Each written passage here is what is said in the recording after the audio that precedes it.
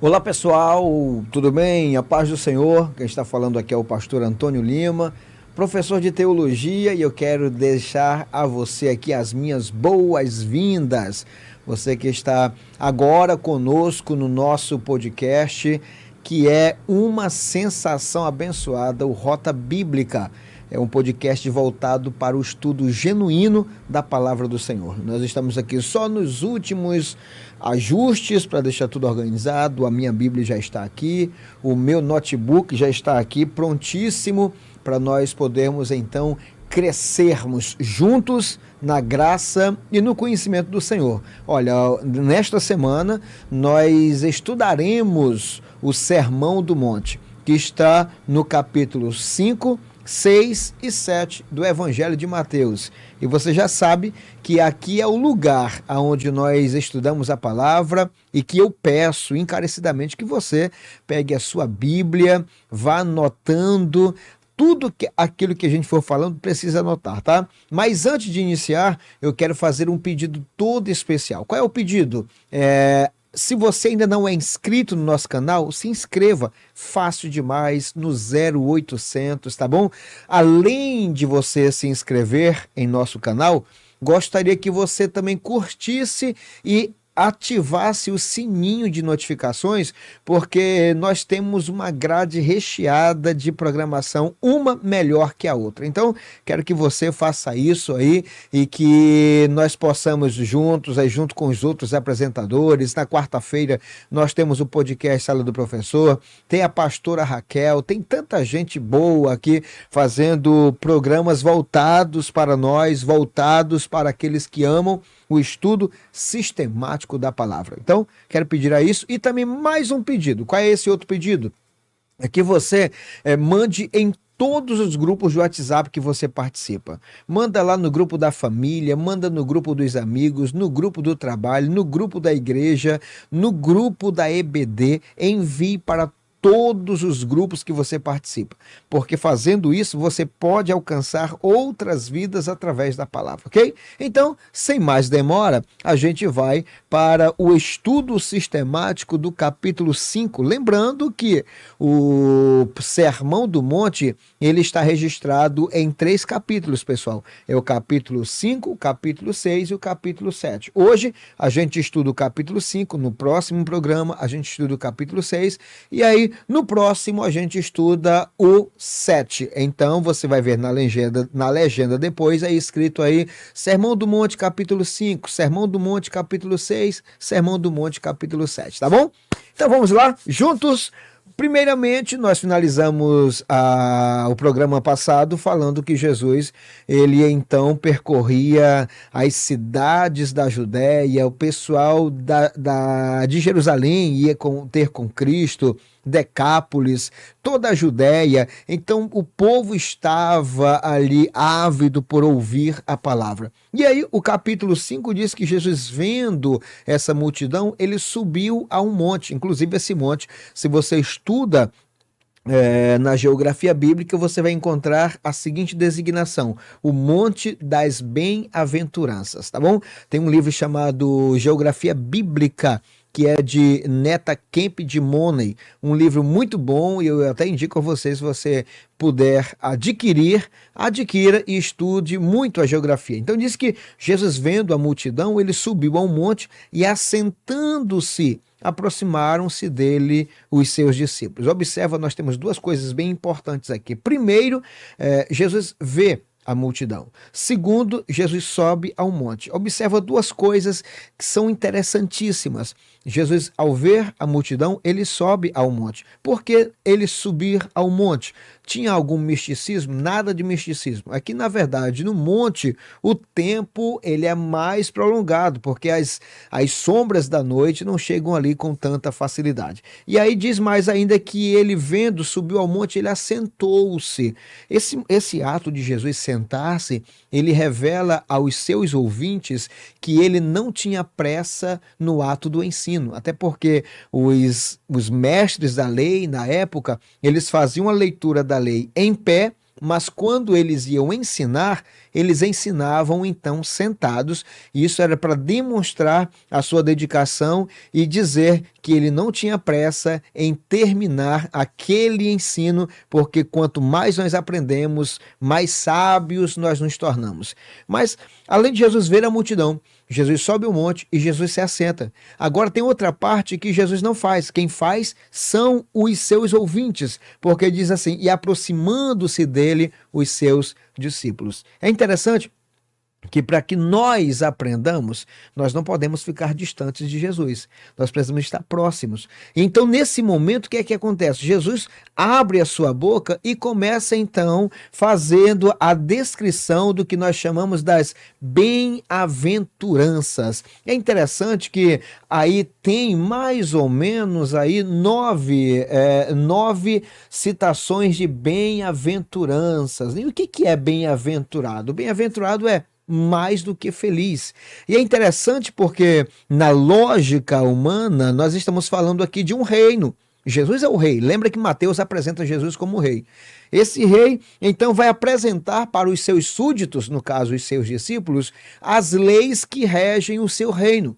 Agora, o reino de Cristo é interessante porque quando ele abre a boca, diz no capítulo 5, versículo, deixa eu levantar aqui, versículo 6, diz, bem-aventurado os que têm fome e sede de justiça. Observa que é interessante, mas no versículo 2, ele já diz assim, no versículo 3, bem-aventurado os pobres de espírito, porque deles é o reino dos céus. Observa que nesse reino, o bem-aventurado não é o rico, é o pobre. Observa que o reino de Deus ele é totalmente na contramão do mundo, porque lá o bem-aventurado não é o que se alegra, é o que chora. Isso está no versículo seguir. Depois, os que são bem-aventurados, os que são mais que felizes, não são aqueles que partem para cima, que decidem na porrada, que fazem isso ou aquilo. Não, não. No reino aonde Cristo reina, quem é bem-aventurado são exatamente os mansos. Meu Deus! Quer fazer parte do reino, quer ser súdito de Cristo, tem que ser manso. É interessante que os outros reinos, eles buscavam alimentos em todas as regiões, inclusive pelejavam contra os outros inimigos. E isso, quando pelejavam, eles saqueavam tudo que os inimigos tinham e levavam para os seus súditos, e os súditos então viviam abastardos, viviam sassos, viviam sem ter dificuldade com relação à comida ou à bebida e essas coisas assim. Mas no reino de Cristo, o bem-aventurado não é o sasso, não é aquele que está satisfeito. O bem-aventurado é o que tem fome e sede de justiça. Olha que interessante. E mais adiante, no reino dos homens, os melhores, os mais felizes, são os guerreiros mais valentes, são aqueles que decidem na espada, são os nobres, são aqueles que são mais fortes, que são mais notáveis, que são mais habilidosos. Já no reino de Cristo, não são esses os insensíveis, os fortes, os grandes. No reino de Cristo, são os que exercem misericórdia. Olha que top. E é interessante que dentro de tudo isso ainda, ele continua dizendo, não é? O texto mais adiante, ele vai dizer, bem-aventurados que têm fome, bem-aventurados que têm os misericordiosos, bem-aventurados limpos de coração. O que é esse limpo de coração? É aquele que é inocente. É interessante que no mundo em que nós vivemos, quanto mais esperto você for, melhor para a sua sobrevivência. Quanto mais, desculpa a expressão, mas quanto mais maldoso você for, melhor será a sua vida, porque você vai perceber, pegar aquele velho ditado que diz, eu peguei no ar. Agora, no reino de Deus, no reino de Cristo, onde Cristo é o Senhor, não precisa dessa expertise. O que precisa são os limpos de coração, os inocentes, os que não têm maldade. Imagina que dentro desse reino, os agressivos não têm lugar. Quem tem lugar são os pacíficos. É interessante que no reino humano, no reino dos homens, o reino grande, o maior reino, é aquele que persegue o fraco. É aquele que persegue os seus inimigos. Já no reino de Cristo, o bem-aventurado não é o que persegue, é o que é perseguido. Olha que interessante. E tem mais ainda. No reino dos homens, os mais fortes insultam os mais fracos. E no reino de Cristo, os mais fortes, eles deixam ser insultados. Por quê? Porque aqui não é a nossa graça, aqui não é a nossa glória, aqui não é a nossa pessoa, aqui é a pessoa de Cristo. Então ele vai trazendo toda a situação e dizendo: bem-aventurado vocês quando vos perseguirem, mentindo e disserem todo o mal contra vós. Agora um detalhe: alegrai-vos. Pessoal, quando nós nos sentimos prejudicados, a lógica é a gente até ficar meio que acuado, e cai sobre nós a ansiedade, a depressão, aquela situação digamos, da baixa autoestima: eu não sou nada, ninguém olha para mim, ninguém se interessa por mim. Não, no reino de Deus, quanto mais esquecido você for pelos homens, mais lembrado por Deus você é. No reino dos homens, quanto mais você puder chamar a atenção das pessoas, maiores serão as oportunidades que você terá. No reino de Deus, o que é top, o que é maravilhoso, não é você ser o primeiro da lista. No reino de Deus, ele ama e trabalha com aquele que é o último das opções. Observa, falando de José, José era o 11º na linha de sucessão. Para que José pudesse exercer o cargo de liderança entre seus irmãos, no mínimo 10 irmãos deveriam morrer para que ele reinasse, para que ele exercesse então uma liderança sobre Benjamim, que era o mais jovem que ele.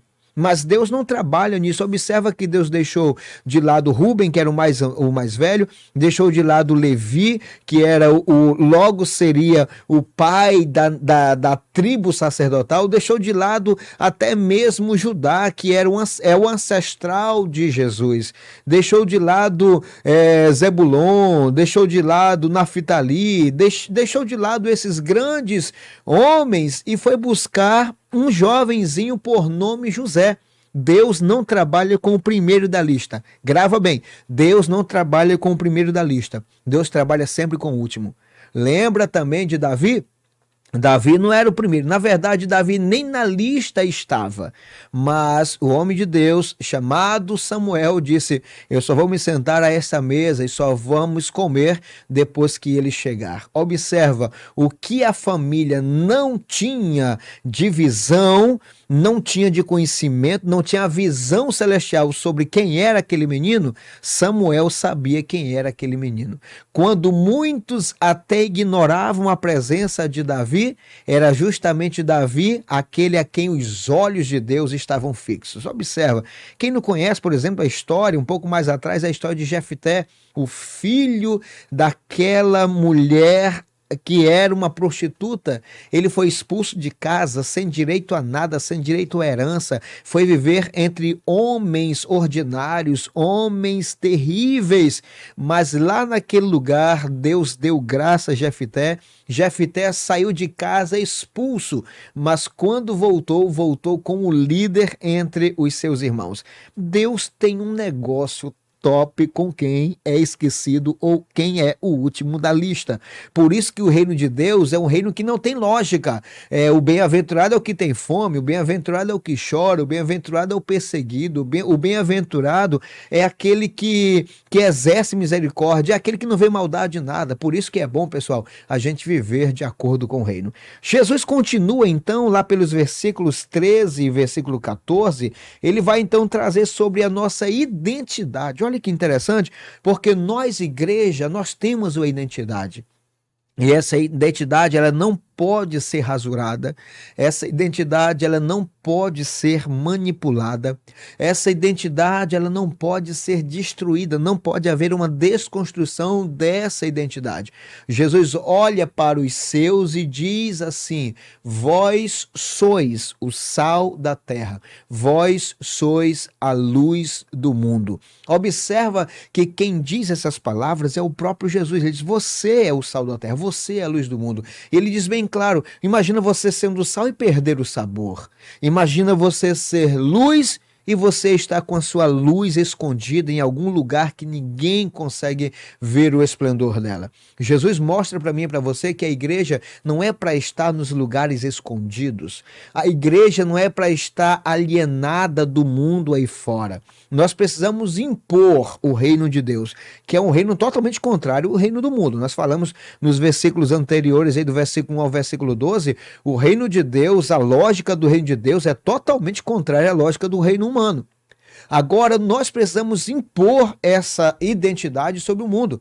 O mundo precisa saber que existe um povo, que esse povo foi escolhido por Deus primeiramente para viver entre todos, porque o sal, por mais que você lance o sal sobre uma parte da comida, o sal vai salgar tudo que tiver na panela. Ele se dissolve, apesar de sua composição química ser muito diferente da composição química da água, mas mesmo assim ele consegue rapidamente atingir todo o seu objetivo. A igreja não é para estar isolada do mundo. Por isso que ainda hoje tem cristão que é averso à política e não entendeu que a política, a igreja deve estar inserida na política, que a igreja deve estar inserida nos esportes, a igreja deve estar inserida nas causas sociais, a igreja deve estar inserida nas ações educacionais, a igreja deve estar inserida em todos os segmentos da sociedade. É para a igreja estar lá na segurança pública, é para a igreja estar no conselho tutelar, é para a igreja estar também na educação, é para a igreja estar no serviço social, é para a igreja estar presente na saúde, é para a igreja estar presente no esporte, em todas as áreas da vida humana a igreja deve estar. Afinal de contas, a igreja é sal. E essa igreja também é chamada não para estar apenas entre as pessoas, mas a igreja deve estar acima do pensamento das pessoas. A igreja deve estar acima da lógica das pessoas. Por quê? Porque ela é luz do mundo. E essa luz, para brilhar, ela precisa ter destaque. E a igreja é uma instituição de destaque. Perceba que quando um pastor faz alguma coisa que desagrada ou desabona a sua conduta moral, espiritual, doutrinária, aí nas redes sociais os pastores são achincalhados. Meu Deus, é uma coisa horrível.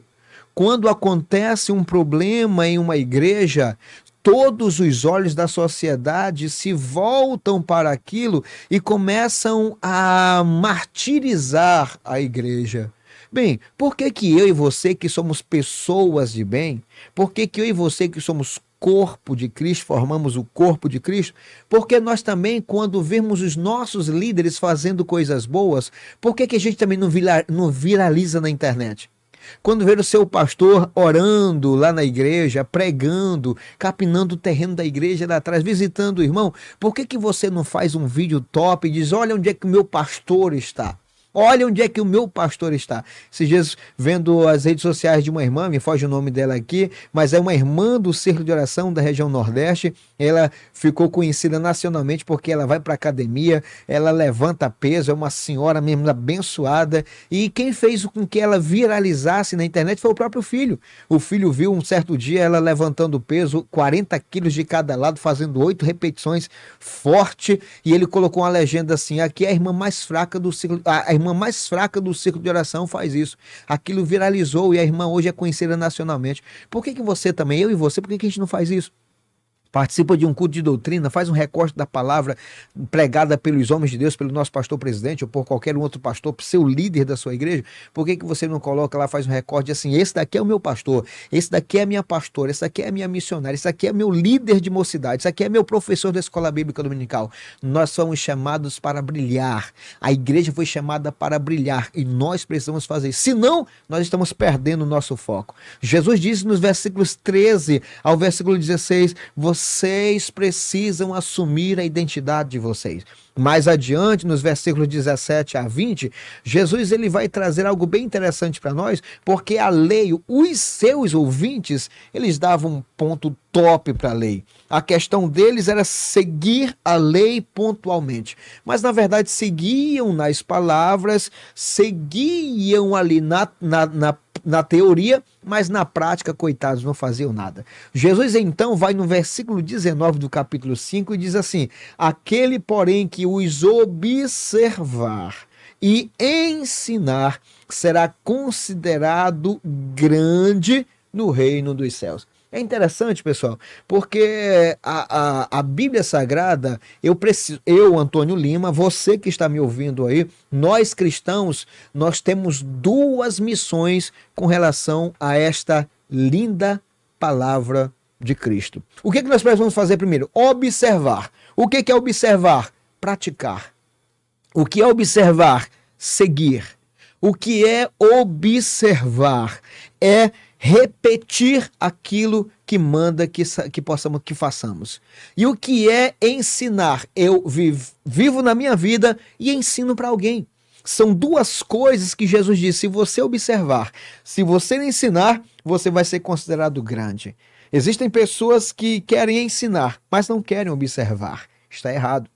Outras pessoas querem observar, mas não querem ensinar. Também está errado. Tem que ser o pacote completo, de acordo com Mateus 5,19. Ele diz, aquele, porém, que os observar, ou cumprir, ou obedecer, ou se guiar por eles, ou caminhar por eles, e também ensinar. Porque, pessoal, a gente vive um tempo hoje em que os cristãos estão muito longe da palavra.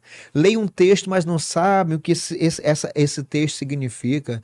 E crente desinformado biblicamente, ele é uma vítima potencial para os falsos ensinadores, que antigamente os falsos ensinadores eles precisavam entrar de modo sorrateiramente nas igrejas e tomar posse, de repentemente, como professor da escola bíblica dominical, às vezes como pregador e às vezes até como pastor.